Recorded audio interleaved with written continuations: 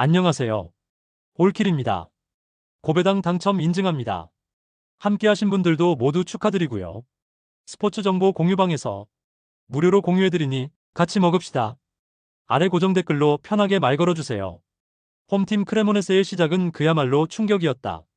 물론 경기 내용은 밀란이 압도했지만 슈팅 4개 중 2개가 골로 이어진 게 컸다. 바이시클 킥이 골로 연결될 거라곤 생각하지 못했을 듯. 전체적으로 훌륭한 측면 전개는 승격팀이라는 생각이 들지 않을 정도의 완성도를 보여주었고, 수비 집중력 역시 좋은 편. 특히 골리 오데로의 활약이 컸다. 다만 개막전의 이 골은 솔직히 운이 좋았다는 말이 나올 수 있을 정도로 공격의 완성도는 떨어진 편. 홈에서 다른 모습이 나와야 한다. 원정팀 사수올로는 홈 개막전에서 나폴리 상대로 선전도 아닌 일방적으로 당하면서 패배를 당하고 말았다.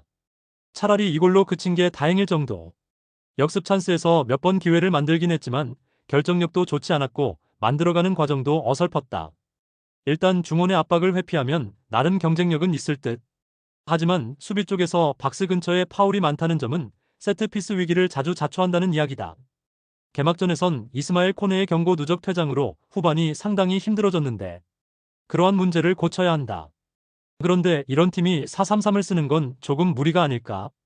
두 팀의 개막전 내용은 극과 극이었다. 특히 크레모네세는 귀중한 승점 3점을 올린 게 크다. 사수올로의 경우 페널티 아크 부근 파울이 잦아 상대에게 세트피스 위기를 많이 자초하는 편이고, 이는 이번 경기에 중요한 변수가 될 수 있을 듯. 거기에 코네의 부재로 인해 사수올로의 중원 역시 헐거워질 가능성이 높다. 아마도 무승부가 될 것으로 본다. 홈팀 엘체가 원정에서 소중한 승점 1점을 따내는데 성공했다. 물론 팀 자책에 강하다기보다는 발레라를 중심으로 한 개인 기량 중심의 경기를 보여준 건 사실이지만 후반 뒷심이 상당히 좋고 압박에서의 회복력 역시 세군다에서 올라온 팀이라고 말하기 힘든 레벨이다. 다만 점유율 대비 효율이 낮은 문제를 이번에 어떻게 극복하느냐가 관건일 듯. 같은 승격팀이라면 의외로 잡아내는 법을 알고 있을지도 모른다. 레반테의 역습을 조심해야 할 듯. 월정팀 레반테가 바르셀로나 상대로 보여준 역습 능력은 놀라울 정도였다. 특히 빅찬스를 만들어내는 능력은 탁월할 정도. 중앙 침투와 스루 패스를 연계시킨 공격력은 주목할 가치가 있는 편. 일단 홈에서도 라인을 낮추고 블록 유지로 실점 억제를 노릴 가능성이 높다. 그리고 직전 경기 마냥 중앙 침투를 통한 역습에 주안점을 둘 것으로 보인다. 다만 원정에선 홈과 다르게 공격의 완성도가 떨어진다는 점, 그리고 같은 승격팀이기 때문에 평소의 페이스를 잃어버릴 수 있다는 변수가 존재한다. 공교롭게도 상당히 빠르게 승격팀들끼리 맞붙게 되었다. 두 팀 모두 경기력은 기대 이상. 엘체는 양사이드 돌파가 좋은 반면 박스 접근이 약하고 레반테는 라인을 내린 수비는 뛰어나지만 공격 시 오프사이드가 많은 편이다. 상당히 막상막하에 가까울 듯. 상당한 접전이 되겠지만 아무래도 홈이라는 이점이 있다. 엘체의 승리를 본다. 홈팀 흐로닝어는 나름 자존심만은 살리는데 성공했다. 점유율은 낮아도 찬스 창출은 충분히 가능하다는 걸 보여주었다는 건 이번 경기의 기대치를 늘려주는 부분일 듯. 특히 세트피스 상황에서의 득점력은 나쁘지 않은 편이고 그들의 강력한 무기 중 하나다. 다만 패스 미스가 많다는 건 언제든 빠른 역습을 당할 수 있다는 이야기. 거기에 빌드업의 안정감이 상당히 떨어지는 것도 고질적인 문제다. 아약스 원정에서의 2골차 패배. 딱 전력대로의 결과가 나왔고 숫자대로의 결과가 나왔다. 홈이고 원정이고 간에 리그 초반에 보여주는 경기력은 가히 최악이라고 할 수 있을 듯. 특히 홈캄프의 부재는 그대로 공격력의 저하로 이어지고 있는 중이다. 아약스전에선 공격다운 공격도 거의 보여주지 못한 반면 박스 근처에 파울이 많다는 점은 언제든지 대량 실점의 여지가 있다는 이야기와도 같다. 현재 오른쪽이 꽤 헐겁다는 건 그다지 좋은 소식은 아닐 것이다. 이러니 저러니 해도 흐로닝어는 공격력이 나쁘지 않은 팀이다. 특히 후반전의 집중력이 좋다는 건 이번 경기에서 강점이 될 듯. 반면 헤라클레스는 주전 공격수인 홈캄프의 징계 아웃이 너무나 크다. 물론 흐로닝어는 패스 문제가 항상 존재하는 팀이긴 하나 헤라클레스는 그걸 이용할 재간이 없는 편. 흐로닝언이 승리를 가져갈 것이다. 홈팀 함부르크는 결국 골을 허용하지 않으면서 소중한 승점 1점을 챙기는데 성공했다. 전체적으로 XG와 점유율 모두 밀리는 모습이 나왔고 슈팅의 정확도 역시 떨어지는 편. 2골 정도 더 내줘도 이상하지 않은 경기였지만 골리인 페르난데스의 활약이 워낙 좋았고 300의 수비 완성도도 높은 수준이었다. 그러나 4개의 오프사이드가 말해주듯이 공격의 완성도는 분데스리가 수준에는 부족한 편. 홈에선 2점을 가다듬어야 한다. 홈에서 이골 뒤지던 경기를 기어코 무승부. 장크트 파울리가 홈 경기에서 도르트문트 상대로 그야말로 대박을 터뜨렸다. 후반 30분까지 13으로 뒤지고 있었지만 필립 마네의 퇴장 이후 순식간에 2골을 몰아치면서 동점을 만든 건 역시 무승부 전문가 장크트 파울리 다운 모습이라고 해도 좋을 정도. 빅찬스의 횟수는 적었지만 XG 이상의 골 결정력을 보여주고 점유율에서 도르트문트에게 밀리지 않았다는 건 주목해야 한다. 다만 패스의 정확도는 그다지 좋지 않았고 세컨볼을 계속 빼앗기고 있다는 건 좋은 소식으로 보기 어려울 것이다. 양팀 모두 개막전에서 의외의 한 방씩을 터뜨린 팀들이라는 공통점이 있다. 다만 홈과 원정이 바뀌었다는 점은 변수로 작용할 수 있는 포인트. 이번 경기는 함부르크의 왼쪽과 장크트 파울리의 오른쪽 대결이 꽤 불꽃 튀기는 대결이 될 수 있다. 헌데 세트피스 상황에선 함부르크가 조금 더 나을 수 있는 편. 장크트 파울리의 직전 경기 무승부는 상대의 퇴장이라는 변수가 컸고 원정의 경기력은 좋지 않은 팀이다. 아마도 저득점 경기가 될 듯. 홈팀의 버프를 생각하면 함부르크의 승리를 보지만 무승부도 생각해야 한다. 홈팀 레체로선 이보다 더 좋을 수 없는 결과물을 만들어냈다. 물론 승리가 최고이긴 하지만 열심히 잠근 상태에서 득점을 기대하는 것도 쉬운 건 아닌 부분. 그래도 경기 중에서 제노아 상대로 꾸준히 측면에서 전개를 잘해주었고 박스 쪽까지 잘 침투하는 모습을 보여준 건 나름 긍정적이다.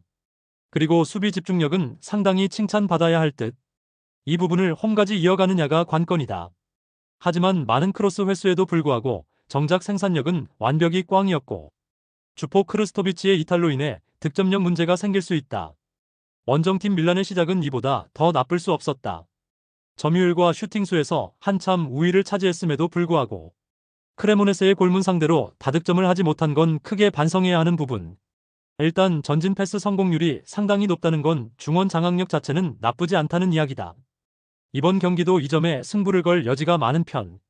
하지만 왼쪽 라인의 공격력이 하파엘 레앙의 부재로 인해 엄청나게 떨어져 있다는 점이 가장 큰 문제다. 24개의 슈팅 중 제대로 된 슈팅도 적었다는 건 고쳐야 할 부분. 특히 후반의 속도 저하는 큰 변수가 될 수 있다. 레체는 징글 맞을 정도로 사이드만 노리고 있고 밀란은 중원 장악이 포인트다. 일단 레체의 공중볼을 막는 게 관건이 될 듯. 전체적으로 공중전에서 밀람이 어느 정도 우위를 가지고 있긴 한데 밀란은 역시 레앙의 빈자리가 크긴 크다.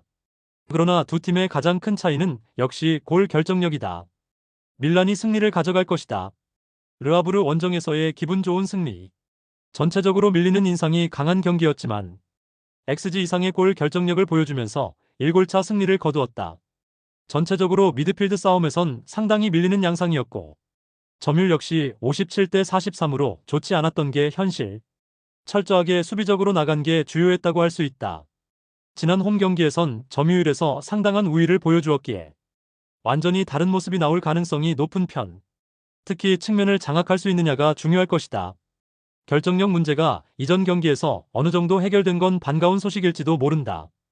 원정팀 브레스트는 좋은 경기력을 보여주었다. 그러나 원정의 브레스트는 완전히 다른 팀이 되어버렸다는 점이 비밀. 툴루즈 원정에서의 브레스트는 열심히 두들겼지만 공격에 실속이 없는 모습을 보여주었다. 덤으로 홈에서 문제가 된 수비 집중력 저하와 잦은 개인 실수는 원정에서도 그대로 이어졌다는 점이 문제. 하프 스페이스는 잘 진입하고 있지만 정작 마무리는 되지 않고 있고 공수의 전환 스피드가 느린 게 계속 문제가 되고 있다. 공중전에 대한 기대는 하지 않는 게 좋을 듯. 랑스와 브레스트는 홈과 원정 경기력에 편차가 있는 편이다. 특히 점유율 차이가 큰 편. 게다가 랑스는 브레스트 상대로 상대 전적 우위에 심리적인 우위도 있다. 매치업의 핵심은 역시 랑스의 양사이드 돌파와 브레스트의 중원 장악일 듯. 하지만 브레스트가 과연 세트피스로 득점을 할 수 있을지는 조금 미지수다. 무엇보다 랑스는 은근히 늪축구로 상대를 몰아넣는 모습을 보여주고 있다. 랑스가 승리를 가져갈 것이다. 홈팀 발렌시아의 경기력이 현재 좋다고 할 수 없는 이유 중 하나. 원정에서 왼쪽을 적극적으로 파고든 건 좋았지만 그게 제대로 된 공격 볼륨으로 이어지지 못했다는 게 문제다. 그나마 홈에선 조금 더 좋은 모습을 기대할 수 있고 점유율 싸움이 가능할 듯. 하지만 홈과 원정 모두 슈팅의 정확성과 골 결정력 문제를 계속 일으키고 있다는 점이 작년과 다른 부분이다. 전반에 승부를 볼 수 있는 무기가 필요하다. 전반기만 되면 미쳐 날뛰는 헤타페가 이번 시즌도 마찬가지의 위력을 보여주고 있다. 개막전에 이어 2경기 연속 원정 승리를 거두었다는 건 절대로 무시할 수 없는 포인트. 특히 멀티골을 기록한 에드리언 리소의 활약은 놀라울 정도다. 전체적으로 점유율에선 절대적으로 밀리고 있고 패스 지표도 저조하고 파울도 많고 카드 캡터도 잘하고 있지만 카운터 패스에 이은 리소의 한 방이 중하위권 팀들에게 절대적인 위력을 발휘하고 있다. 거기에 500으로 다져진 수비력 역시 무시할 수 없는 부분. 이번 경기 역시 이 흐름을 이어가겠지만 발렌시아 입장에선 파회가 쉽지 않을 것이다. 발렌시아는 이번 경기에서 호세 가야가 나오지 못한다. 즉, 왼쪽은 그냥 망했다는 것. 전반에 약하고 후반에 강한 특성이 이번 경기에서도 이어지느냐가 관건이다. 헤타페의 경우 정말 잘 막는 철퇴 축구가 이루어지고 있는데 최근 카드가 많다는 변수가 있는 편. 결국 리소의 한 방이 터져주느냐가 헤타페의 성패를 좌우할 것으로 본다. 아마도 무승부가 될 것으로 본다.